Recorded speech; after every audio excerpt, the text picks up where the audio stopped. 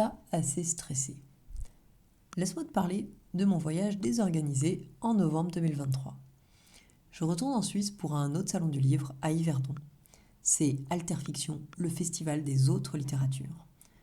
Programme: je passe vendredi à l'atelier Auderset pour prendre quelques cartons de bouquins, en particulier La Légende de Mi, et pour discuter.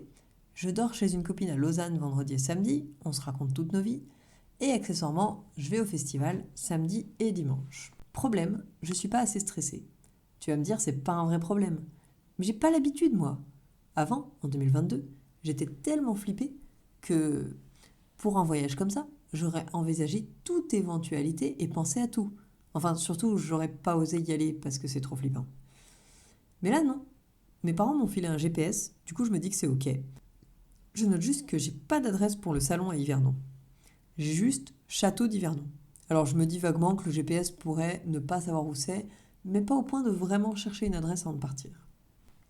Le samedi, avant de partir à Lausanne pour Yverdon, je me dis que peut-être le GPS ne saura pas me dire où je vais. Là, une réponse logique aurait été de piquer le téléphone de la copine, j'ai pas de smartphone, et de jeter un œil à la carte. C'est bon, ça va le faire. Pas assez stressé donc. Au moment de partir, évidemment, le GPS n'est pas du tout au courant qu'il y a un château à Yverdon. Je mets Yverdon Centre et j'y vais. Confiante. Dialogue intercerveau. Natalia réfléchit. Tu sais pas où tu vas et t'as pas de téléphone. Parce que mon téléphone fonctionne en 2G et ça n'existe plus en Suisse. Non, c'est bon, Jésus gère. Alors j'y vais, j'arrive à Yverdon.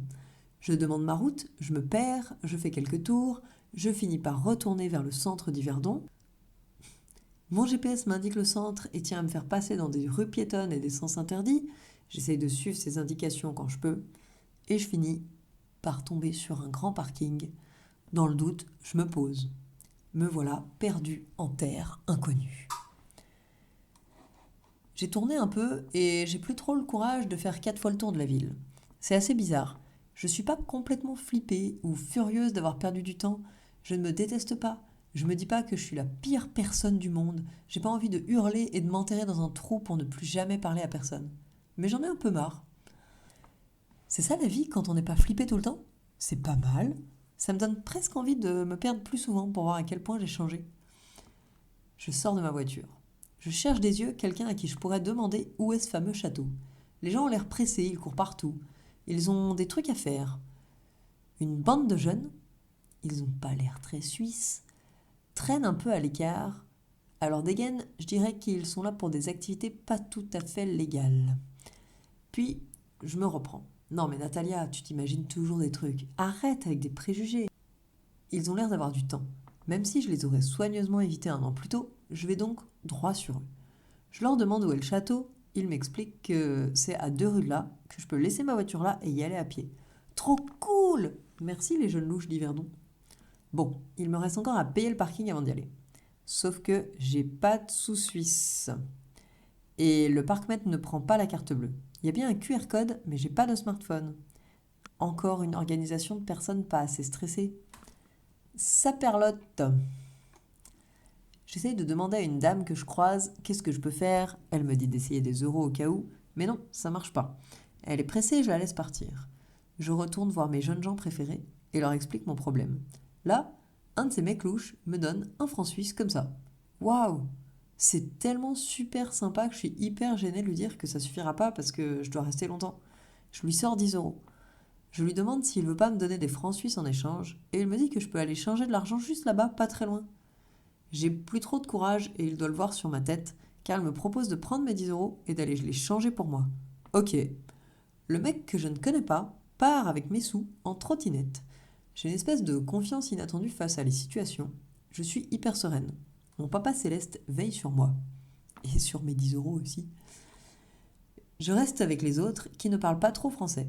On s'échange juste nos pays d'origine respectifs. La conversation ne peut pas vraiment aller plus loin. Un peu plus loin, un autre mec veut rejoindre le groupe, mais l'un d'eux lui fait un petit signe de ne pas venir tout de suite.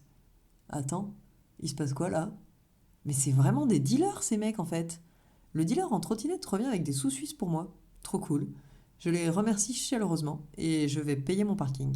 Après, je vais enfin au château Je trouve sans problème avec les explications des dealers. Je rejoins mon éditrice et je lui explique que je ne sais même pas où je suis garée. Elle en déduit que je suis parquée à la gare, parce que les Suisses se parquent, ils se garent pas.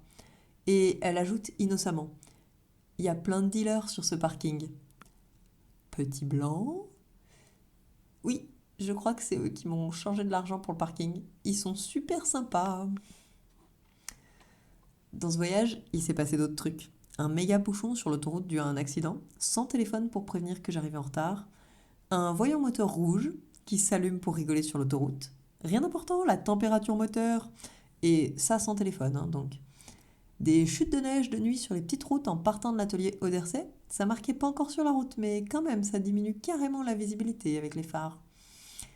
Et j'ai passé la douane avec des cartons de bouquins. Ça compte comme de la marchandise était censé payer des frais de douane, si il le remarque. Tout ça m'a permis de mesurer à quel point mon stress a disparu. À cause de toutes ces possibilités, en 2022, j'aurais jamais voulu faire ce voyage. Et tout ça est arrivé, et c'est ok.